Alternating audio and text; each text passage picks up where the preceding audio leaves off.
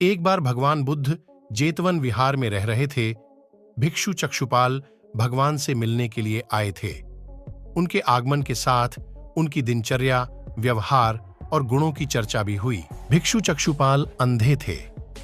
एक दिन विहार के कुछ भिक्षुओं ने कुछ मरे हुए कीड़ों को चक्षुपाल की कुटी के बाहर पाया और उन्होंने चक्षुपाल की निंदा करनी शुरू कर दी कि उन्होंने इन जीवित प्राणियों की हत्या की। भगवान बुद्ध ने निंदा कर रहे उन भिक्षुओं को बुलाया और पूछा कि क्या तुमने भिक्षु को कीड़े मारते हुए देखा है? उन्होंने उत्तर दिया, नहीं। इस पर भगवान बुद्ध ने उन साधकों से कहा कि जैसे तुमने उन्हें कीड़ेदाहों को मारते हुए नहीं देखा, वैसे ही चक्षुपाल ने भी उन्हें मरते हुए नहीं देखा और उन्होंने कीड़ेदाहों को जानबूझकर नहीं मारा है, इसलिए उनकी भर्त्सना करना उचित नहीं है।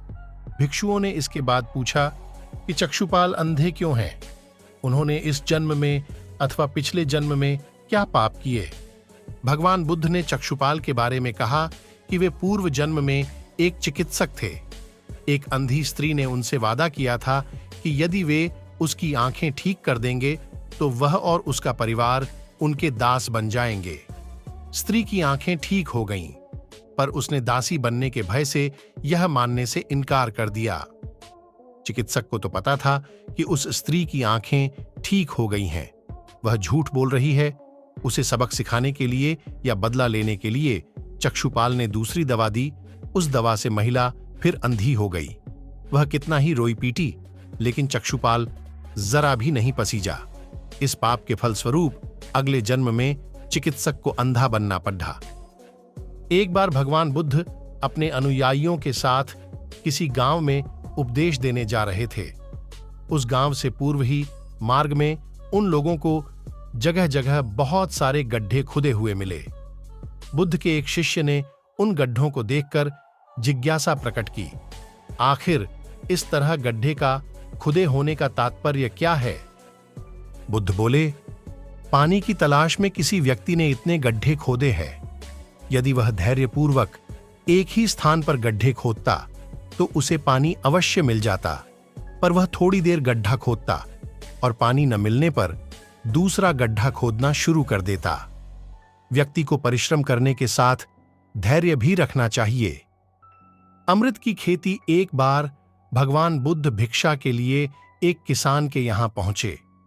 तथागत को भिक्षा के लिए आया देखकर किसान उपेक्षा से बोला, श्रमण, मैं हल जोतता हूं और तब खाता हूं। तुम्हें भी हल जोतना और बीज बोना चाहिए और तब खाना खाना चाहिए। बुद्ध ने कहा, महाराज, मैं भी खेती ही करता हूं।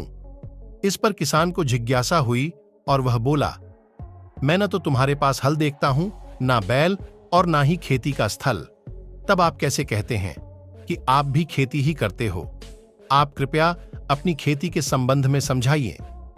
बुद्ध ने कहा, महाराज, मेरे पास श्रद्धा का बीज, तपस्या रूपी वर्षा और प्रजा रूपी जोत और हल है। पाप भीरुता का दंड है, विचार रूपी रस्सी है, स्मृति और जागरूकता रूपी हल की फाल और पेनी है। मैं वचन और कर्म में संयत रहता हूं। मैं अपनी इस खेती को बेकार घास से मुक्त रखता हूं और आनंद की फसल काट लेने तक प्रयत्नशील रहने वाला हूं। अप्रमाद, मेरा बैल है जो बाधाएं देखकर भी पीछे मुंह नहीं मोड़ता है। वह मुझे सीधा शांति धाम तक ले जाता है। इस प्रकार मैं अमृत की खेती करता हूं। दान की महिमा। भगवान बुद्ध का जब पाटलिपुत्र में शुभागमन हुआ तो हर व्यक्ति अपनी अपनी सांपत्तिक स्थिति के अनुसार उन्हें उपहार देने की योजना बनाने लगा। राजा बिंबिसार ने भी कीमती हीरे, मोती और रत्न उन्हें पेश किए। बुद्ध देव ने सबको एक हाथ से सहर्ष स्वीकार किया। इसके बाद मंत्रियों, सेठों, साहूकारों ने अपने अपने उपहार उन्हें अर्पित किए और बुद्धदेव ने उन सबको एक हाथ से स्वीकार कर लिया। इतने में एक बुढ़िया लाठी टेकते वहां आई। बुद्धदेव को प्रणाम कर वह बोली, भगवन, जिस समय आपके आने का समाचार मुझे मिला उस समय मैं यह अनार खा रही थी।